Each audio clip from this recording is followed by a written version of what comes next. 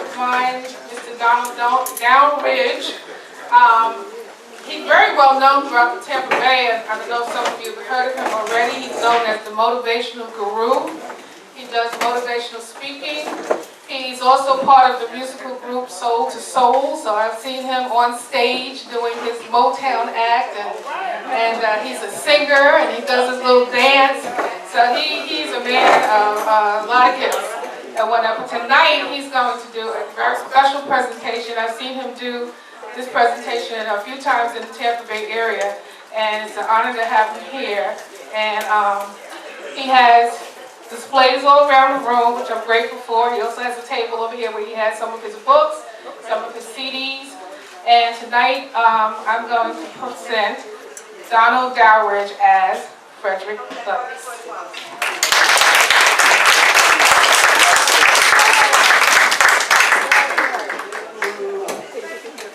I stole these hands, and I stole these feet.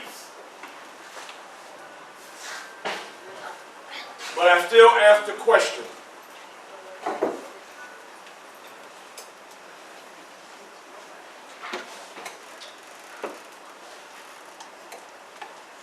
Why? My people must live in bondage.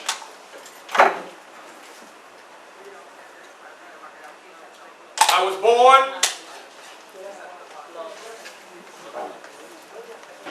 on the Tuckahoe by the famous Hillsborough River. They call it the Lord's Plantation. And on this plantation, there's 500 slaves. The Lord's Plantation was the largest plantation within the Mason-Dixon line. They say I was born February the 14th, 1818.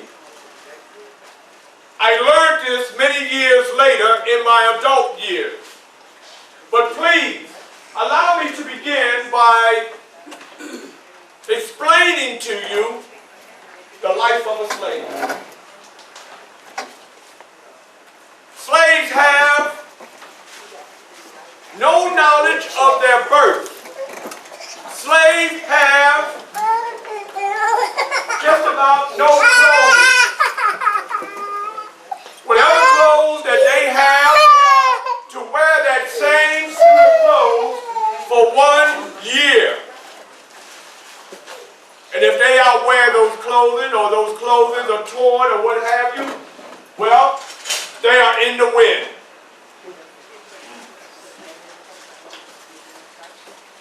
Can you imagine animals, pigs, horses, almost knowing their birth years, but as a human being and as a slave, that you did not know? Can you imagine not being able to take a bath in a bathtub, but your bath water was in the pond? In the pond. What about the pond? The pond is where even the animals would go down to take care of their business. The pond is where even the mothers would wash clothes. The pond is where they would so-called wash us. Can you imagine? My mother, Harriet Bailey. Now I got to tell you about my mother, who I only saw once before she died. She would come sometimes 3 times a week, 12 miles each way. And she would pick me up, and she would rock me, and she would call me her little Valentine. She had to be back on that plantation 12 miles away before the crack of dawn, or else she would get whipped. But she would come 3 times a week to see her little Valentine. Now I did have a close relationship with my grandmother, Betty Bailey. My grandmother was married to a man by the name of Israel. Israel was a free slave. They lived in a cabin. And when Israel died, my grandmother, quite naturally, she had aged. But prior to that, she took care of my whole master's family, from babies to adults. And I'll never forget that my grandmother and I, who I love so dearly, we went on a hike. We went to another plantation. And come to find out, I had brothers and sisters at that other plantation. And I didn't want to go out and play with those brothers and sisters. My grandmother, she would say, Freddie, go out and play, Freddie, go out and play. And I would say, no, I don't want to go play. Well, she talked me into going out in the backyard and playing. I stayed out there for maybe about 10 minutes. And then I went to my brother and I said, I want to go with my grandmother. Well, my brother said, Grandma, gone. Gone? Said, yeah, Grandma, gone. So I ran outside to see where she was gone. And ladies and gentlemen, my grandmother was gone. Never to be seen again. I broke down and I started rolling on the ground, crying. Because I really I had a tightness with my grandmother, Betty Bailey. When my grandmother was old and senile, like I mentioned earlier, they had put her out in the cabin by herself. And when she died, when my grandmother died, they did not have a formal funeral, homegoing service. They dug a hole, and they put her body in that hole, and they covered it up. My grandmother, Betty Bailey, who I love so dearly. Now, I know you might be sitting here wondering, because I have not mentioned him, who my father was, who my daddy was. Well, in reality, I never knew who my father was, but there was an inkling. There were whispers around the plantation who my father was. Now, I don't know about you kind folks, but I do know I've never seen a black man with a boat. I've never seen a black man cruising up and down the Chesapeake with a white hat on like a captain. But word kept going around that my father's name was Captain Aaron Anthony. My father had been hanging out in the hen house. And that's how I came about. Well, just because he was my father don't mean that I was exempt from whipping. I got my share of whippings even as a youngin'.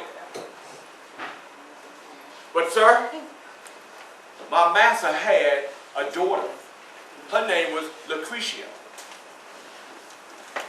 Sir, she didn't know that she was my big sister. Ma'am, I didn't know that I was her little brother.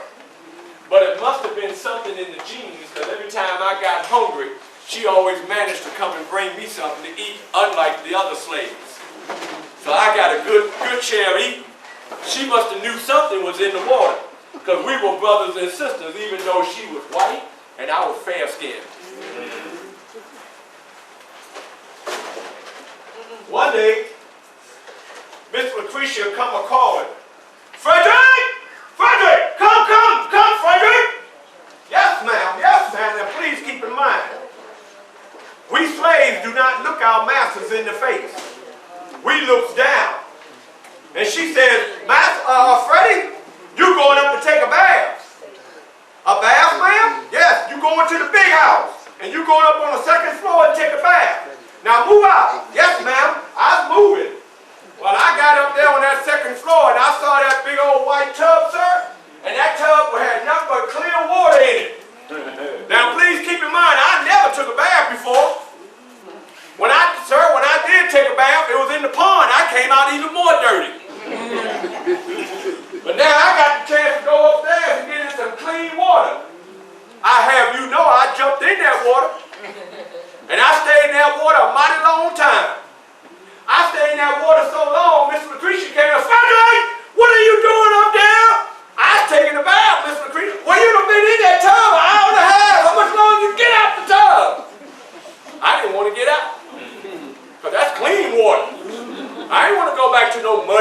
talking about taking a bath. Well, when I did get out that water, Miss Lucretia came up and she had, guess what she had, sir? She had a brand new pair of pants. She had a brand new shirt. And she had some nice little shiny shoes. Now please understand, I never wore a pair of shoes. My feet was, the bottom of my feet was so cracked up, you could take this pin and you could put it in between the cracks of my toes, of my foot. And when she put those shoes on me, yeah, I was happy. I was happy to wear those shoes, even though I never wore a pair of shoes before. And when they put those shoes on me, this is how I was walking.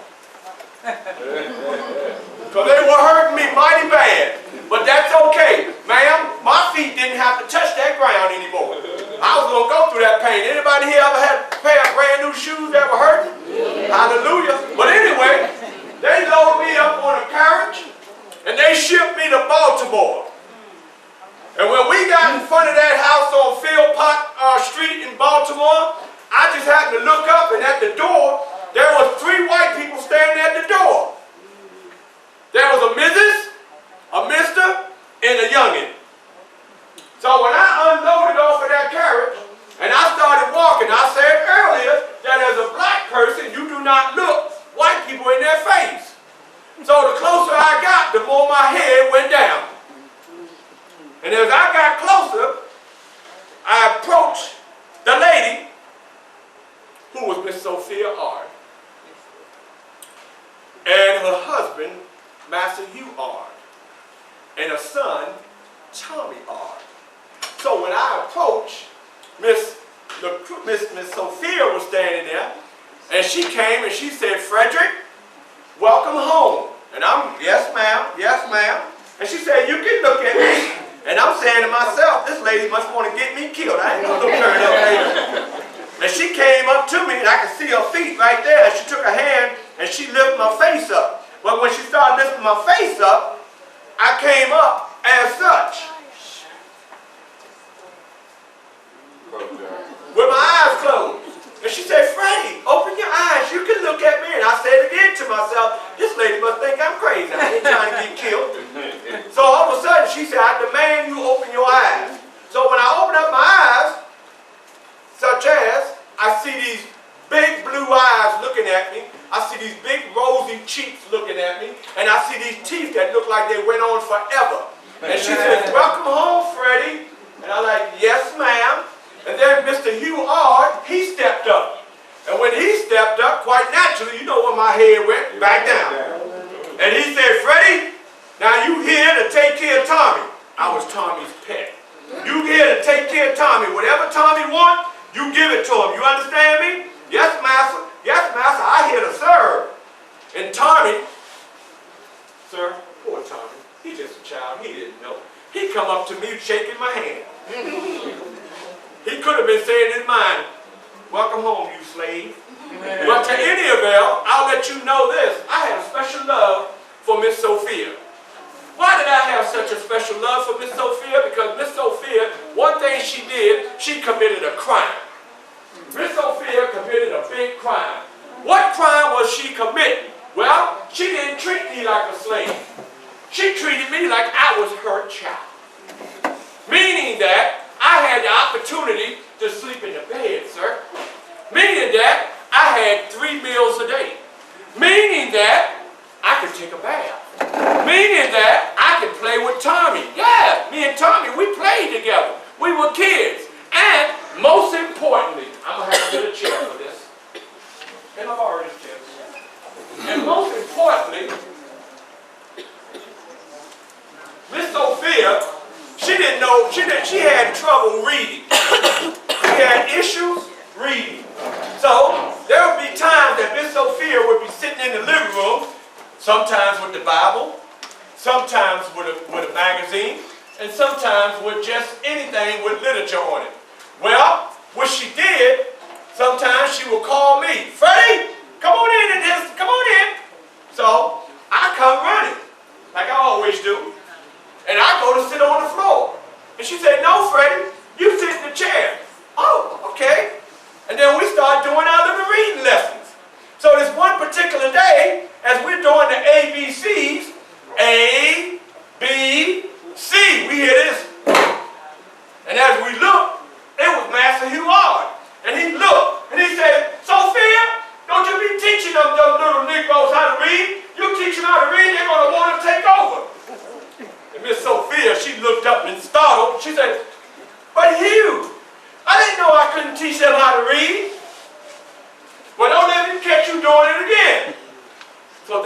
he comes over to me. You know what I did. Immediately. And he stood right there. And he said, Freddie, you're not here to read. Don't never let me catch you reading again. You understand me? Or else I'll whip you. You understand? Yes, master. I never read again. I hate reading. Reading is bad. I'll never read again. I'll have you all know that's what came out my mouth. Okay. But in my mind, he opened up Pandora's box. My next thing was to try to get my hand on anything I can read. And guess what? Oh, happy day, because Tommy went to school. And Tommy came home with books. And when Tommy would come home with books, he'd go up to his room, and soon as the family go off for an outing, you know where I disappeared to?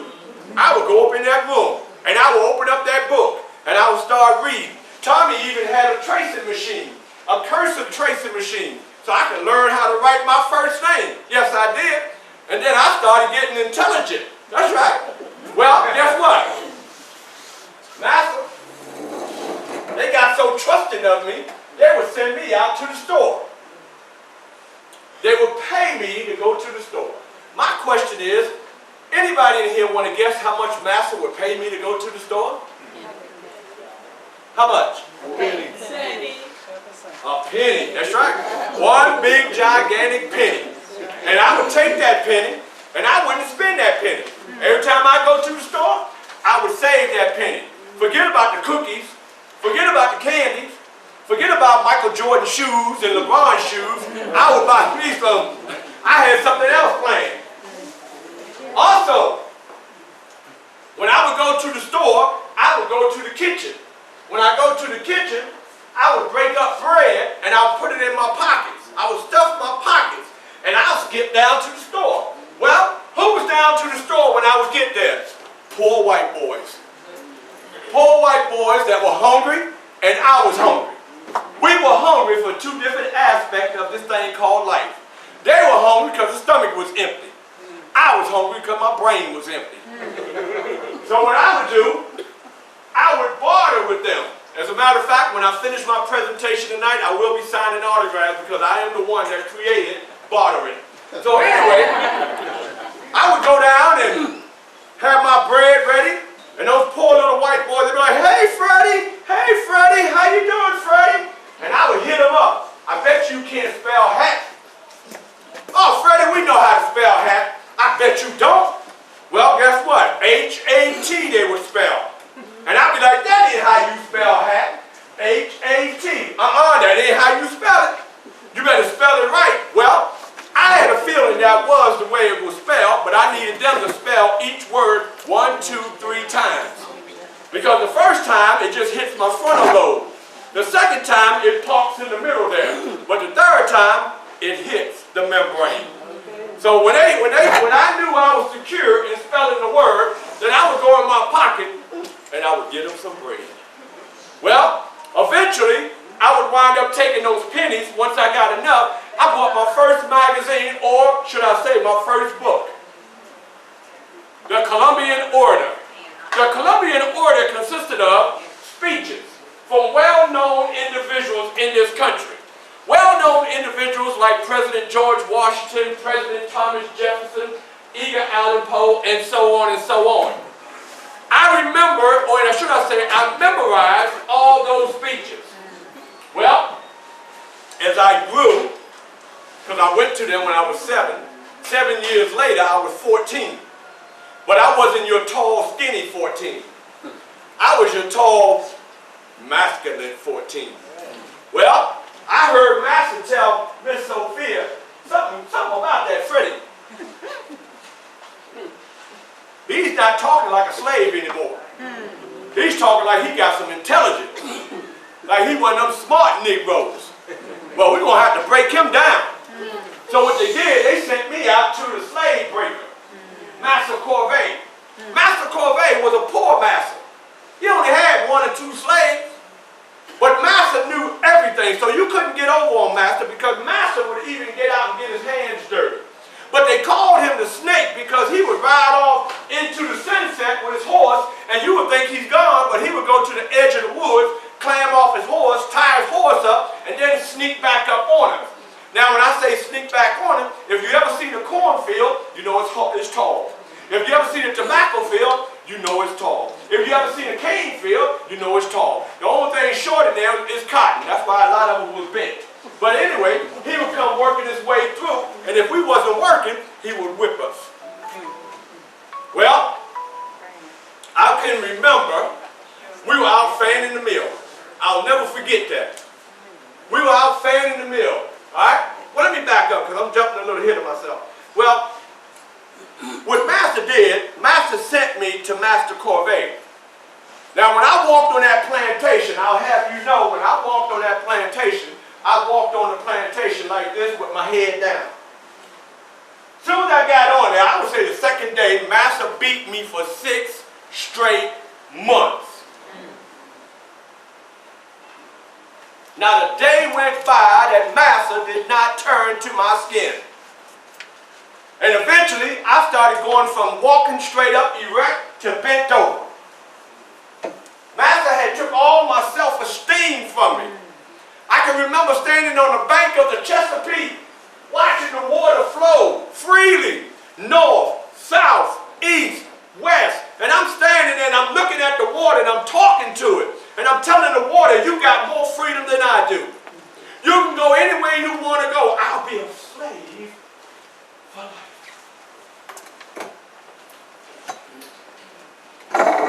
One day we were out fanning the mill, and I started getting a pain in my side. And Isaiah, the slave that was loading up the machine, he says, Freddie, you better get up. And I was like, I can't, I'm in pain. He said, you know Master Corvée, he's a slickie. You better get up. So I tried to get up, and I picked up the hay and fell back down again, and this time I couldn't move. But then when I looked, who was standing before me? Master Corvée was standing before me. Now, here's the trick though. Master Corvée standing before me, he didn't scream at me. I fell into his bait because he said, Frederick, what's wrong? I said, Master, I've got pain in my side. Show me where the pain at, Frederick. Show me. So I showed him, and when I showed him, he kicked me in my side. And then when he kicked me in my side, quite naturally, I hit the ground. When I hit the ground, he reached over and he pulled a limb off the tree. When he pulled the limb off the tree, he commenced to beat me with the limb. Blood splatting all over my head, everywhere. My clothes are soaking wet. So what did I do? I managed the strength to get up, and I ran 7 miles back to Master Huard's home. And when I burst in that door, I said, Master, Master, please move me, Master, please move me. Master just stood up and he pointed his finger. If you don't go back, I'll whip you. You belong there for you're there for a whole year, and you got 6 months left. Now, Miss Sophia, I do love her. I still love her to this day. Because Miss Sophia interrupted and said, Hugh, let Freddie stay.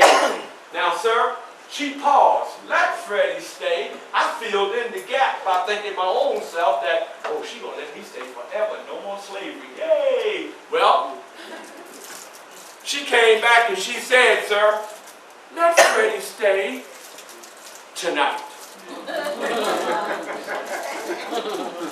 Well, she allowed me to go upstairs and bathe and put on some different clothing, eat, and even sleep comfortably. That was a Friday night, sir.